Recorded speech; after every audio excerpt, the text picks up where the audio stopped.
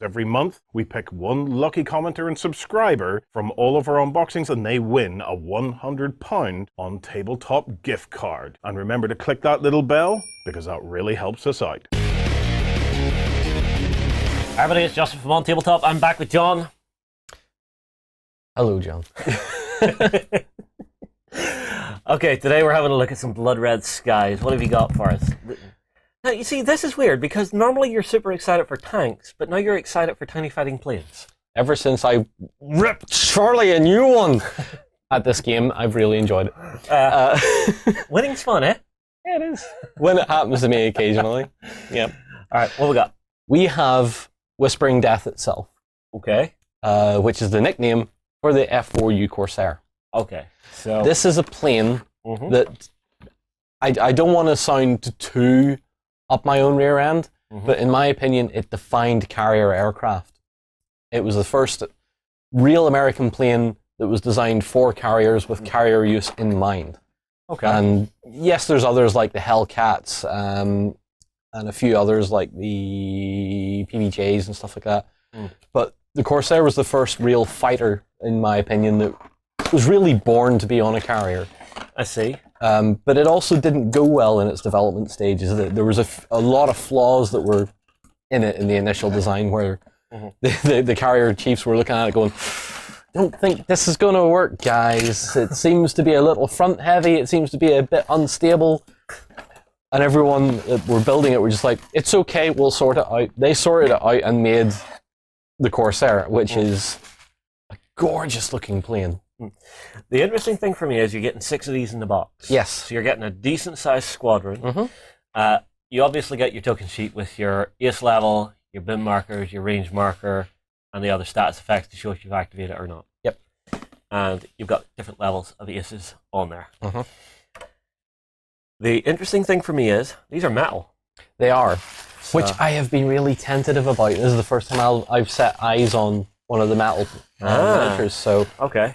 you're going to have to let me look at one of these real quick, Justin. Okay, so it was Pass it packed over. by VC. Good job, VC. So VC, if you've screwed this up, it's your fault. Yeah, so here you go. All right, let's have a lookie. All right, and I will show everybody underneath here. Oh, it's got that lovely gull-wing to it. Exactly, it's the definitive plane of the Pacific War, as far as I'm concerned. That shape. Yeah, and then these could fold up, couldn't they? Yeah. So they're on hydraulics. They break just past the gull-wing curve. So just for storage on aircraft carriers, the details look pretty good. Yep. And I like the fact they've included missile racks in below. Or bomb racks. Yeah. Sorry, yeah, bomb racks because of the era we're in. A little bit of flash you're going to need to clean, but Just a touch, but it's do you know very, very what? little. Do you know what? It's not bad. I praised the guys at Warlord for all the plastics.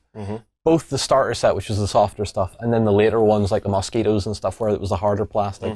I praised them to no end with those because those were beautiful models. Very tentative about metal ones, and I know a lot of people in the community have been as well.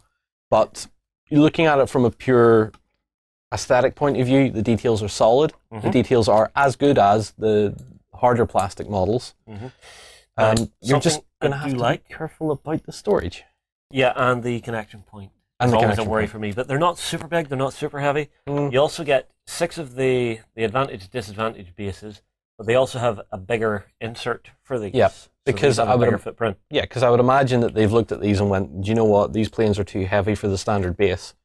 I think So- it's because of the actual aircraft type, because it might have bomber capabilities. It feels genuinely too heavy. Actually, yeah, fair point. It's too because that heavy. is tipping a little bit there. Yeah. But it's nice to see that they've considered that. Mhm.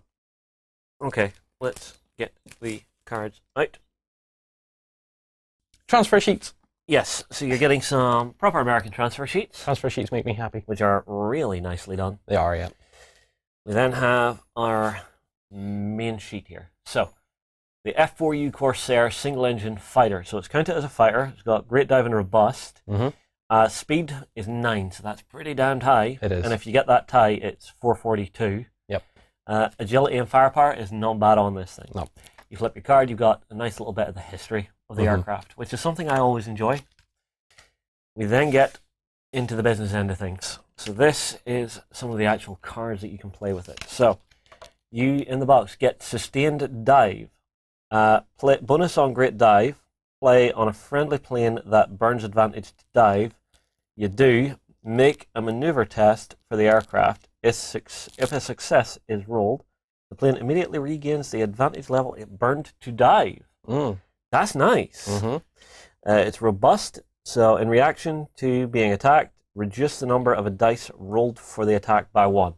I like that. Being able to take away some of the big hitting power that some of the aircraft have is nice. And you get, I believe, 3 of those. Yep.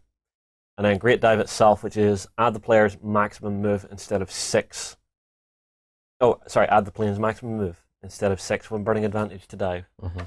So these things have got quite the kick to them, I'm thinking, because they can be doing the dive to get extra move, but maintaining advantage while they're at it. That's a very interesting balance to have. And it suits the Corsair because in my limited knowledge of how the air wars were fought, the Corsair and the P-51 Mustang were basically America's, this is as far as we want to take propellers. You know, our next step, we want jets. Yeah, so this was basically the pinnacle of what they were doing with props. This is essentially how hard can we push the internal combustion engine before we need to go to turbines and jets and stuff like that. And the Corsair and the P-51 really exemplify that. And as it says in this, that they're robust. In reality, they were hella robust.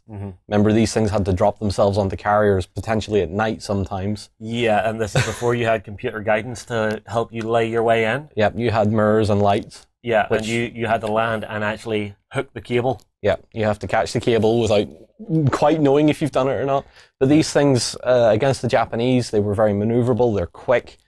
And the Japanese, when they were used in their ground attack role, this is where the Whispering Death came from, is that they didn't really hear the plane coming. Really? When it was in a dive, it was going so fast that it was not obviously breaking the sound barrier, it just was not that fast. But you only got a sort of a rustling, like a wind through tree noise as the thing was approaching. And then you got the roar of the engine after it had dropped its bombs or fired its rockets at them.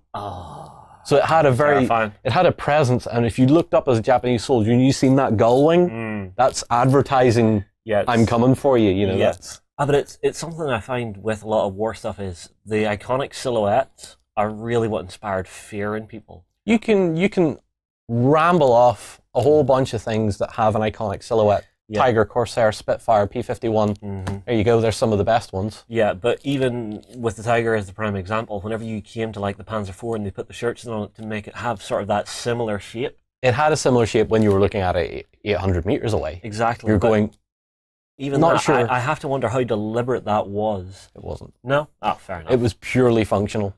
Fair enough.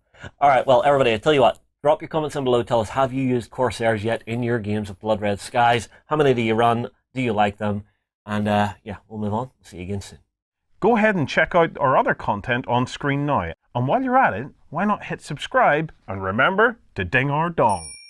Go on, you know you want to click it. Go on.